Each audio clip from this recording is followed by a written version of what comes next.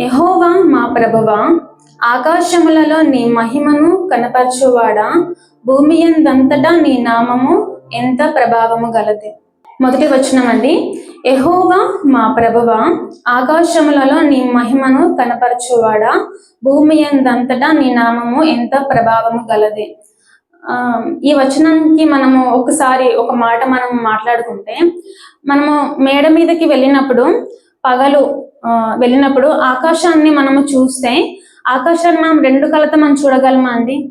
మనం మేడ పైకి వెళ్తే మనకి ఆకాశం కనిపిస్తుంది కదండి, టెర్రస్ పైకి వెళ్తే ఆకాశం కనిపిస్తుంది. ఆకాశాన్ని మనము రెండు కళ్ళతో చూడగలమా? చూడలేం కదండి.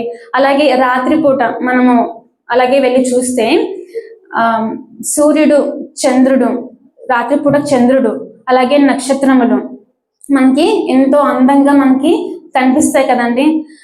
చాలా అందంగా కనిపిస్తాయి. అయితే మనము ఆ నక్షత్రంలను మనము లెక్కించగలమా అండి? లెక్కించలేము కదండి. అయితే ఇప్పుడు దావీదు మహారాజు కూడా దేవుని సృష్టి ఎంత అద్భుతంగా ఉంది. మనకి కొన్నిసార్లు అలాగే చూస్తే ఆకాశం మనకి ఎంత అందంగా కనిపించినప్పుడు మనము అనుకుంటాం ఒకసారి. ఎప్పుడైనా మీకు ఆలోచన వచ్చిందా అండి? ఎలా అంటే దేవుడు చేసిన సృష్టి ఎంత అద్భుతంగా ఉంది, ఎంత అందంగా ఉంది. అలాగే మనము ఎక్కడికైనా మనము కొంచెం ప్రకృతిని చూడడానికి మనం వెళ్తాము. వాటర్ ఫాల్స్ కానీ ఇలా మనం కొన్ని పార్క్స్ కి మనము వెళ్ళేటప్పుడు సృష్టి మనకి చాలా అందంగా మనకి కనిపించినప్పుడు మనకు ఒక ఆలోచన వస్తుంది. ఏంటి? సృష్టి చాలా అందంగా ఉంది, దేవుడు ఈ సృష్టిని చాలా అందంగా కలుగజేశాడు, ఎంత అందంగా ఉందో కదా, దేవుడు ఎంత అందంగా నిర్మించాడు కదా అని ఆలోచన మీకు వచ్చిందా అండి ఎప్పుడైనా? అందరికీ వచ్చే ఉంటుంది కదండి. అలాగే దావీదు కూడా అదే సృష్టిని ఎంతో అందంగా దేవుడు చేశాడు, ఎంతో అందంగా రూపించాడు అని తను ఆత్మలో లీనమై ఆత్మతో నిండుకొని దావీదు మహారాజు ఈ కీర్తనని పాడాడు. ఒక పాట రూపంలో, ఒక రాగం రూపంలో కీర్తనని రాశాడండి. ప్రధాన గాయకునికి గిత్తీత్ అనే రాగమును బట్టి ఈ కీర్తన పాడాడు. ఆ రాగం పేరేంటండి? గిత్తీత్ అనే రాగం. అయితే మొదటి వచనం, యెహోవా మా ప్రభువ, ఆకాశంలో నీ మహిమను కనపరచువాడా, భూమి అంతటా నీ నామము ఎంతో ప్రభావం గలది. మనము ఈ కీర్తనలలో 4 విషయాలు మనం తెలుసుకోవచ్చు. మొదటిగా, దేవుడు సృష్టి ఎంత అందంగా ఈ సృష్టిని నిర్మించాడు అనే విషయాన్ని మనం తెలుసుకుంటాము. రెండవదిగా, ఇంత అద్భుతమైన సృష్టిలో మనుష్యుడికి ఉన్న స్థానం, మనకి ఉన్న స్థానం ఎలాంటిది, మనం ఏ పాటి వాళ్ళము అనే విషయాన్ని మనము తెలుసుకుంటాము. అలాగే ఇంత అద్భుతమైన సృష్టిలో మానవునికి ఉన్న స్థానం, ఇంత మంచి స్థానం ఉంది. అలాంటి మానవునికి సమస్యలు మనం ఎలా ఎదుర్కొంటున్నాము, ఆ సమస్యలు మనం ఎదుర్కోవడానికి మనకి దేవుడు ఒక దుర్గాన్ని కూడా మనకి ఇచ్చాడు. అలా 4 విషయాలు: సృష్టి, మానవుని విలువ, సమస్యలు, అలాగే ఒక సమస్యను ఎదుర్కోవడానికి కావలసిన ఒక దుర్గము. ఈ 4 విషయాలు మనము మాట్లాడుకుందామండి. మొదటి వచనంలో దావీదు మహారాజు ఏమంటున్నాడు? ఆకాశములలో నీ మహిమను కనపరచువాడా, భూమి యందంతటా నీ నామము ఎంత ప్రభావం గలది అని మాట్లాడుతున్నారు కదండి. అంటే ఆకాశంలో తన మహిమను కనపరచువాడా, ఆకాశంలో తన మహిమ ఎలా కనపడుతుంది మనకి? దావీదు మహారాజుకి కనపరచువాడా అని ఎలా అనగలిగారు అంటే, ఆకాశం చూడండి ఎంత విశాలమైనదండి, మన 2 కళ్ళతో కూడా చూడలేము. భూమిని కూడా ఎంతో అందంగా దేవుడు నిర్మించాడు, రూపించాడు. అయితే ఆకాశం బట్టి మనం చూసుకుంటే ఆకాశం, చంద్రమండలం, నక్షత్రం, అంతరిక్షం ఇవన్నీ చాలా అందంగా ఉంటాయి. సూర్యుడు చుట్టూ కొన్ని గ్రహాలు ఉంటాయి. ఆ గ్రహంలో భూమి ఒక గ్రహం కదండి. ఆ గ్రహంలో మనం ఉంటున్నాం, భూమి అనే గ్రహంలో మనం ఉంటున్నాము. అలా ఇంత అద్భుతమైన సృష్టిని నువ్వు నిర్మించావు. సముద్రములను, ఆకాశ పక్షులను, ప్రతి ఒక్క జంతువులను నువ్వు నిర్మించావు. సృష్టిని మొత్తం చాలా అందంగా నువ్వు రూపించావు అంటూ దావీదు మహారాజు గారు ఈ కీర్తనను రాశారండి. అయితే ఈ కీర్తనలను మనము లెక్కించలేం, ఈ నక్షత్రాలు మనము లెక్కించలేం కదండి. మనకి ఈ నక్షత్రాలను మనము లెక్కించడానికి మనకి 2500 సంవత్సరాలు పడుతుందంట అండి. ఈ నక్షత్రాలను మనము లెక్కించడానికి మనకు కావలసిన సమయం ఎంత అండి? 2500 సంవత్సరాలు. మన జీవితకాలం కూడా సరిపోదండి నక్షత్రాలు మనము లెక్కించడానికి. అన్ని నక్షత్రాలు, కొన్ని కోట్ల నక్షత్రాలు ఉన్నాయి కదండి. అయితే దేవుడు ఈ నక్షత్రములను సంఖ్యను నియమించాడు, అలాగే వాటి అన్నిటికీ పేర్లు కూడా పెట్టి ఉన్నాడు కదా అండి. దేవుడు నక్షత్రముల సంఖ్యను నియమించి వాటికి పేర్లు పెట్టి ఉన్నాడు. మనము నక్షత్రాల సంఖ్యను మనము లెక్కించలేము, వాటి సంఖ్యతో మనము చెప్పలేము. కానీ దేవుడు ఏం చేశాడండి, సంఖ్యను నియమించడమే కాకుండా వాటన్నిటికి కూడా పేర్లు పెట్టాడు. అయితే అలాగే మనము మన ఆకాశాన్ని తన జీనతో కొలిచాడంట. మనం ఆకాశం ఎంత ఉంది, సెంటీమీటర్లో మనం కొలవగలం అంటే ఆకాశాన్ని కొలవలేం కదండి. కానీ దేవుడు తన జీనతో ఆకాశాన్ని కొలిచాడంటండి. యెషయా గ్రంథము 40వ అధ్యాయము 12వ వచనం చూసుకుందామండి.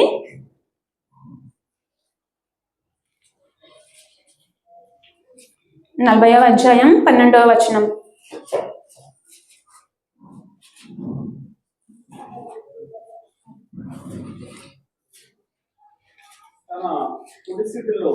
తన పొడిసిటిలో జలములు కొలిచిన వాడెవడు, జేనతో ఆకాశముల కొల చూచిన వాడెవడు. చాలా చూశారు కదండి, తన జేనతో ఆకాశాన్ని కొలిచాడంట అండి. మనము ఆకాశాన్ని, సృష్టిని చూస్తే మన రెండు కళ్ళు చూడడానికి చాలు. అది ఎవరికండి, మనకి, మన మానవులకి. కానీ దేవుడికి అది కొలవడానికి సాధ్యం. ఎలా? జేనతోనే, కేవలం తన జేనతోనే ఆకాశాన్ని కొలిచాడు. అంత గొప్ప దేవుడు.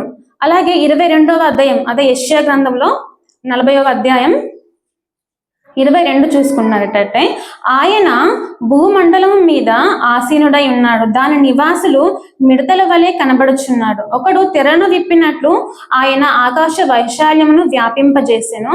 ఒకడు గుడారము వేసినట్లు ఆయన దానిని నివాస స్థలముగా ఏర్పరిచెను. దేవుడు ఒకడు అంటే ఇక్కడ ఎవరండి అంటే, ఒకడు మనం ఇప్పుడు మన ఇల్లు నిర్మించుకుంటాం, గుడారాలు నిర్మించుకుంటాం కదండి.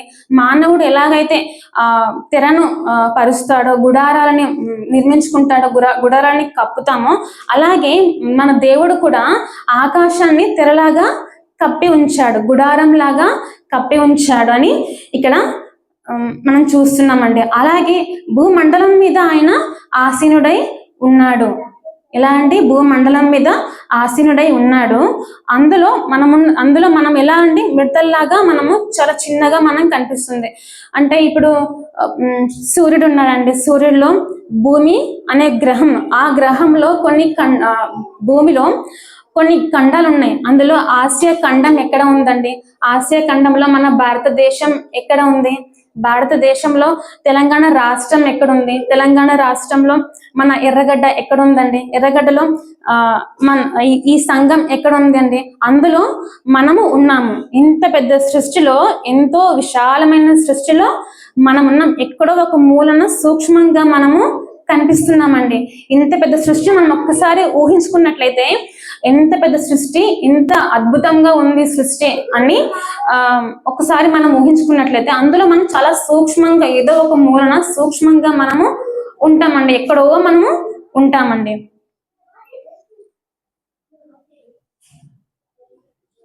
26వ వచనం, అదే యెషయా గ్రంథం 26వ వచనం. మీ కన్నులు పైకెత్తి చూడుడి, వీటిని ఎవడు సృజించెను? వీటి లెక్క చొప్పున వీటి సమూహములను బయలుదేరజేసి వీటన్నిటికీ పేర్లు పెట్టిన వాడే కదండి.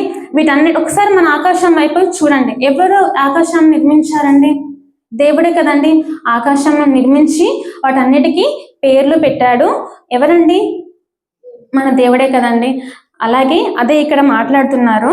అయితే ఈ దేవుడు ఇంత గొప్ప సృష్టిని నిర్మించాడు. జేనతో ఆకాశాన్ని కొలగంత శక్తి అతనికి ఉంది. దేవుడికి ఆకాశాన్ని కొలవలేనట్టు అంత అసాధ్యమైనది ఏది లేదు. ఆయనకి సమస్తము సాధ్యమే. ఆయన జేనతో ఆకాశాన్ని కొలిచాడు. అలా కాబట్టి ఇప్పుడు మనము అదే 18వ వచనం చూసుకున్నట్లయితే, కావున మీరు దేవుని ఎవరితో పోల్చుదురు? ఏ రూపమును ఆయనకు సాటి చేయుదురు? ఇంత గొప్ప దేవుడికి దేవుడిని మనం ఎవరితో అండి పోలుస్తాము? ఇంత అందమైన సృష్టిని నిర్మించారు కదండి దేవుడు. కాబట్టి దేవుడిని మనం ఎవరితో పోల్చగలమండి? ఎవరితోనూ పోల్చలేము. ఇలా సపోజ్ ఈ రూపం మనం దేవునికి ఇవ్వగలమా అండి? ఇవ్వలేము. ఏ రూపమును మనము ఇవ్వలేము. 25వ వచనము, నీవు ఇతనితో సమానుడు అని మీరు నన్నెవరిని సాటి చేయుదురు. ఇతనితో నువ్వు సమానం అని దేవునితో మనం అనగలమండి? ఒక మనిషిని మనం ఎదురుగా ఉంచి ఈ మనిషితో దేవుడు సమానము అని మనం అనగలమా అండి? దేవుడు ఎవ్వరికి సమానము కాడు కదండి. ఆయన అంత గొప్ప దేవుడు, ఉన్నవాడు, అనువాడు, ఆకాశంలో మహాకాశంలో కంటే ఎంతో ఎత్తుగా ఉన్న దేవుడు, ఎంతో ఉన్నతంగా ఉన్న దేవుడు. ఎందుకంటే ఆయన కదండి అంత మనకి నిర్మించింది, సృష్టి అంతటిని ఇంత చక్కగా అద్భుతంగా మనకు నిర్మించి సిద్ధపరిచి మనకి ఉంచాడు. కాబట్టి కదండి మనం ఈ భూమిని మనం ఏలుతున్నాము కదండి. అయితే ఈ గొప్ప సృష్టిని దావీదు మహారాజు గారు ఊహించుకుంటూ ఆత్మలో లీనమై ఆలోచించుకుంటూ ఇలా పాట రాశారు కదండి.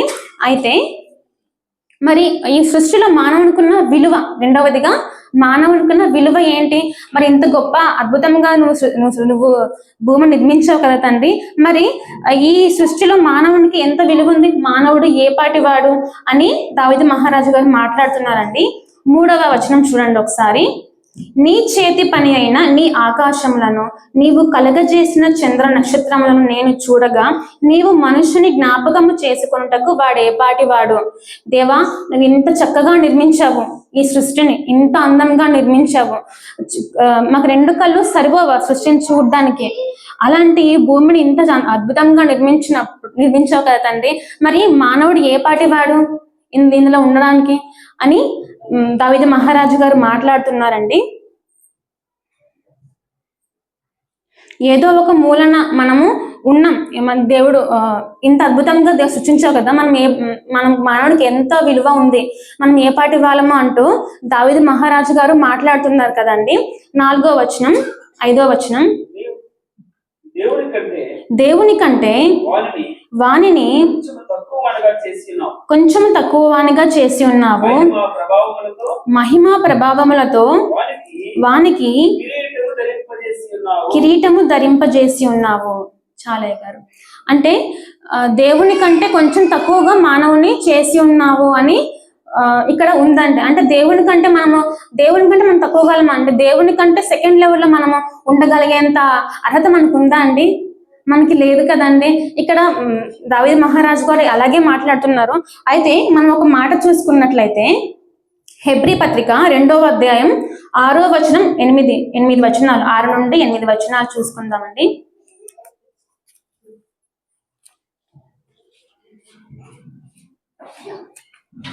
హెబ్రీలకు రాసిన పత్రిక 2వ అధ్యాయం 6 నుంచి 8 వచనాలండి. అయితే ఒకడు ఒక చోట ఈలాగున దృఢముగా సాక్ష్యం ఇచ్చుచున్నాడు, నీవు మనుషుని జ్ఞాపకము చేసుకొనుటకు వాడు ఏపాటి వాడు, నీవు నరపుత్రుని దర్శించుటకు వాడు ఏపాటి వాడు, నీవు దేవదూతల కంటే వానిని కొంచెము తక్కువ వానిగా చేసితివి, మహిమా ప్రభావములతో వానికి కిరీటము ధరింపజేసితివి, నీ చేతి పనుల మీద వానికి అధికారం అనుగ్రహించితివి, వాని పాదముల కింద సమస్తమును ఉంచితివి. హల్లెలూయా. ఇక్కడ 6వ వచనంలో ఏముందండి? అయితే ఒకడు ఒక చోట ఇలాగున చెప్తున్నాడు. ఇక్కడ ఒకడు అంటే ఎవరండి? దావీదు మహారాజు గారే. దావీదు మహారాజు గారే చెప్తున్నారు. ఇక్కడ ఒకడు అని ఇక్కడ ఉంది కదండి. ఎవరంటే దావీదు మహారాజు గారు ఏమంటున్నారంటే, నీవు మనుషుని జ్ఞాపకం చేసుకున్నట్టుకు వాడు ఏపాటి వాడు అనే మాట మనం చూసుకున్నాం కదండి కీర్తనల గ్రంథంలో. ఈ మాట దావీదు మహారాజు గారే అంటున్నారు. కానీ ఇక్కడ ఏముందండి? నీవు వాణ్ణి దేవదూతల కంటే కొంచెము తక్కువ వానిగా చేసితివి. అంటే దేవుడు తర్వాత దేవదూతల తర్వాత మన తర్వాత ఈ సృష్టి అంతటి మీద మనకి అధికారం దేవుడు ఇచ్చాడండి. హల్లెలూయా. మీ సృష్టిని ఎలాంటి పని చేయండి, అభివృద్ధి పొందండి, ఫలించి అభివృద్ధి పొందండి అని దేవుడు ఆదాము అవ్వలకు ఆనాడు చెప్పాడు కదండి. ఆ మాట అందరికి గుర్తుంది కదండి. అలాగే ఇప్పుడు మనం కూడా సృష్టి మీద మనం అధికారం ఏలుచున్నాం కదండి. మన పాదముల కింద దేవుడు సమస్తమును ఉంచాడు అని ఇప్పుడు మనం చూసాం కదండి. ఈ సృష్టి మీద మనకి అధికారం ఇచ్చాడు, మన పాదముల కింద అన్ని ఉంచాడు అని మనం ఇప్పుడు చూస్తున్నాం కదండి.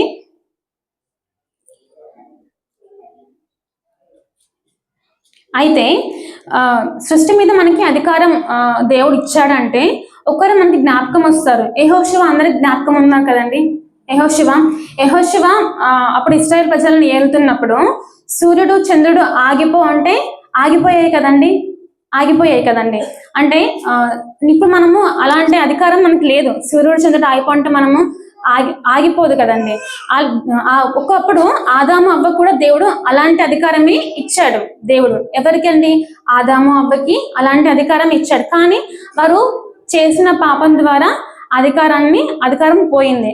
ఆ అధికారం ఎవరి చేతులకు పోయిందండి? సాతాన్ చేతులకి పోయింది. అయితే యేసుక్రీస్తు ప్రభు వారు వచ్చి ఆ అధికారాన్ని సాతాన్ చేతుల నుంచి మళ్ళీ తీసుకున్నారండి. అలాగా భూమి మీద మనకి ఇంత అధికారం మనకి ఉంది. అంటే భూమిని ఇప్పుడు ఎలా అంటే భూమి ఎంత పెద్దదండి. ఇప్పుడు మనకు ఎగ్జాంపుల్ కరోనా వైరస్ అండి, అది ఎంత చిన్నదండి. దాన్ని మనము డైరెక్ట్ గా చూడగలమా అండి? చూడలేము. మైక్రోస్కోప్ తో పెట్టి చూస్తాం కదండి. సైంటిస్టులు అలాగే చేస్తారు కదండి.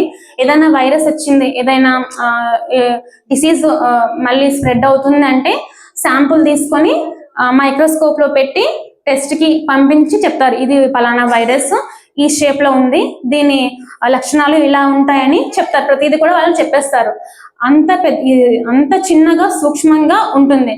అయితే దేవుడికి అలా మైక్రోస్కోప్ తో పెట్టి చూడాల్సిన అవసరం దేవుడికి ఉందా అండి? లేదు.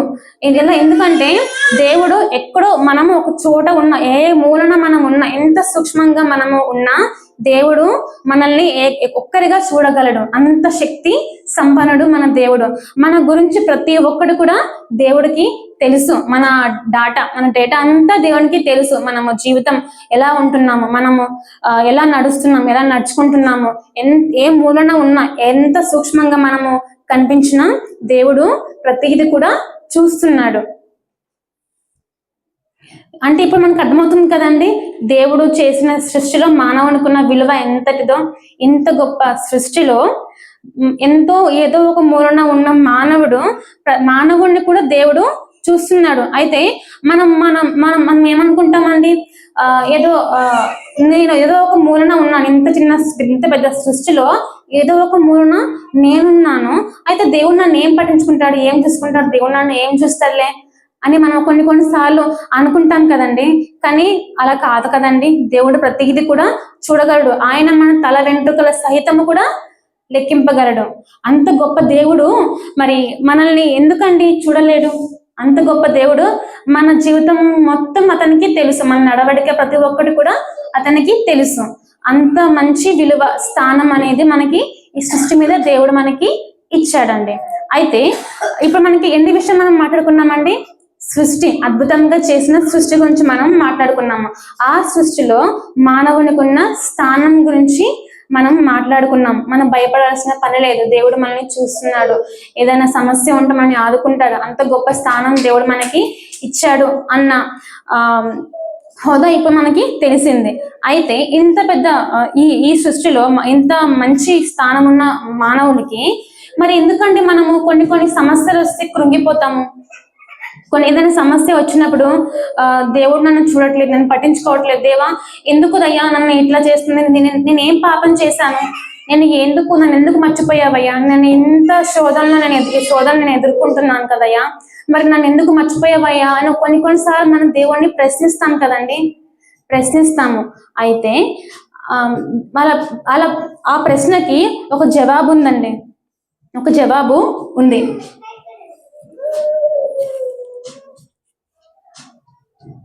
ఆ జవాబు ఏమిటండి? 2వ వచనం చూసుకుందామండి. 2వ వచనం, శత్రువులను పగ తీర్చుకుని వారికి మాన్పివేయుటకై నీ విరోధులను బట్టి బాలుల యొక్కయు చంటి పిల్లల యొక్కయు స్తుతుల మూలమున నీవు ఒక దుర్గమును స్థాపించి ఉన్నావు. సమస్యలను మనం పరిష్కరించడానికి, సమస్యలను మనం ఎదుర్కోవడానికి ఇంకొక దుర్గం ఉందండి. ఏంటండి? చంటి పిల్లల నోట స్తుతి, చిన్న పిల్లల నోట స్తుతి. మనము సాధారణంగా ఒక మాట అంటూ ఉంటాం కదండి, చిన్నపిల్లలు ప్రార్థిస్తే దేవుడు చక్కగా వింటాడు, చిన్నపిల్లల ప్రార్థన అంటే దేవుడికి చాలా ఇష్టం అనేసి మనము చాలా వాడుకలో ఈ మాట మనము వాడతాం కదండి. అంటే ఎందుకు అంటే దేవుడు చిన్న పిల్లల నోట్లో స్తుతులు ఉంచాడంటండి, స్తోత్రం ఉంచాడంటండి. మత్తయి సువార్త 21వ అధ్యాయం 16వ వచనం చూసుకుందాం కదండి. మత్తయి సువార్త 21వ అధ్యాయం 16వ వచనం. మీరు చెప్పుచున్నది వినుచున్నావా ఆయన అడిగిరి.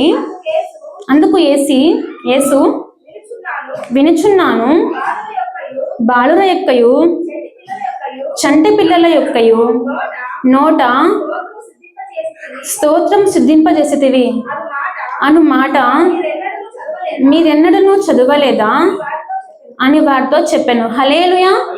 ఇక్కడ ఏముందండి, చంటి పిల్లల నోట స్తుతులు ఉంచాడంట దేవుడు, స్తోత్రాన్ని ఉంచాడు. అంటే మనము ఇప్పటి నుంచే మనం ఏం చేయాలి, చంటి పిల్లలు ప్రార్థన చేస్తే ఇప్పుడు మనకి ఏదైనా సమస్య ఉందనుకోండి, ఏదైనా తీరలేని ప్రాబ్లమ్స్ ఏమైనా మనకు ఉంటే చిన్న పిల్లలతో మనం ప్రార్థిస్తే, చిన్న పిల్లలతో మనము వాళ్ళ చేత ప్రార్థన చేపిస్తే మనకి ఎంతో చాలా ఎంత ఈజీగా దేవుడు పరిష్కరిస్తారంట అండి. అంటే చిన్నపిల్లల నోట్లో అంత బలమైన శక్తి ఉంది, స్తోత్రాన్ని ఆయన ఉంచాడు అని మాట్లాడుతున్నాడండి.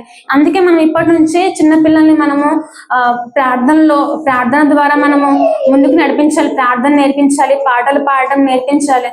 ఒక ఎగ్జాంపుల్ ఏంటంటే, ఒక చిన్న పిల్లాడు స్కూల్కి వెళ్తున్నాడంటండి, వ్యాన్ లో స్కూల్కి వెళ్తున్నాడు. స్కూల్కి వెళ్ళినప్పుడు ఆ వ్యాన్ లో ఆ చిన్న పిల్లాడు, మన పిల్లాడు అనుకోండి, మన పిల్లాడు దేవుని పాట పాడుతున్నాడు. దేవుని పాట పాడినప్పుడు ఆ వ్యాన్ చుట్టూ దేవుని కాపుదల ఉంటుందంటండి.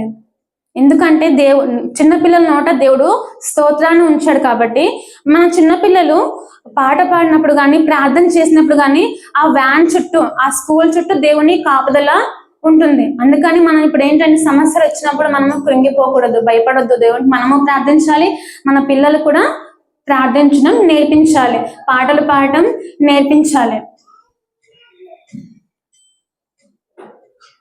ఇప్పటి వరకు మనం 5 వచనాలు చదువుకున్నాం కదండి.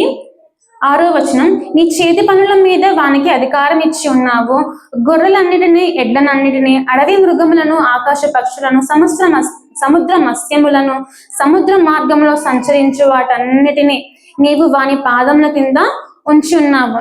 ఇందాక మనం మాట్లాడుకున్నాం కదండి, ఎవరి పాదం అండి? మానవుని పాదం కింద. సముద్రంలో జీవిస్తున్న ప్రతి ఒక్క జీవిని ఎవరి పాదముల కింద ఉంచాడండి? మానవుని పాదముల కింద ఉంచాడు. 9వ వచనం, భూమి ఎంతంతటా నీ నామము ఎంత ప్రభావము గలది. ఎంత దావీదు మహారాజు పాట పాడుతూ ఇప్పటి వరకు మాట్లాడారు కదండి. ఎన్ని విషయాలు మాట్లాడుకున్నామండి ఇప్పటి వరకు మనము? దావీదు మహారాజు ఈ పాట ద్వారా మనం ఎన్ని విషయాలు మనం మాట్లాడుకున్నామండి. మొదటిగా దేవుడు ఎంతో అందంగా చేసిన సృష్టి, ఆ సృష్టిలో మానవునికి ఉన్న స్థానము, ఆ ఎంత గొప్ప స్థానంలో మానవుడు సమస్యలను ఎలా ఎదుర్కొంటున్నాడండి? చంటి పిల్లల నోట్ల ఒక స్తుతి అనే దుర్గం ద్వారా. అందుకని చంటి పిల్లల నోట్లో స్తుతి అనేది మనము ఉంచాలి. చంటి పిల్లల నోట్లో వాళ్ళు పాటలు పాడేట్టు, వాళ్ళు ప్రార్థన చేసేట్టు మనకు నేర్పించాలి.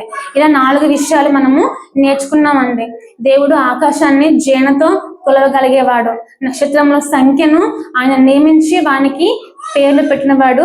అంత గొప్ప దేవుడు. ఆకాశాన్ని, మహాకాశాన్ని, సముద్రమును ఎంతో అందంగా తీర్చిదిద్దిన వాడు. అంత గొప్ప దేవుడికి మరి ఈ రోజు దేవునికి మనం ఏమి ఇస్తున్నామండి? ఇంత గొప్ప దేవుడు మనం నమ్ముతున్నామా? మనం కూడా ఒక్కసారి మనం కూడా ఆలోచన చేసుకుంటే దేవుడు ఎంత గొప్పవాడు అనేది మనకు కూడా అర్థమవుతుంది. ఈ కొద్ది వాక్యం దేవుడు దీవించును గాక. హల్లెలూయా.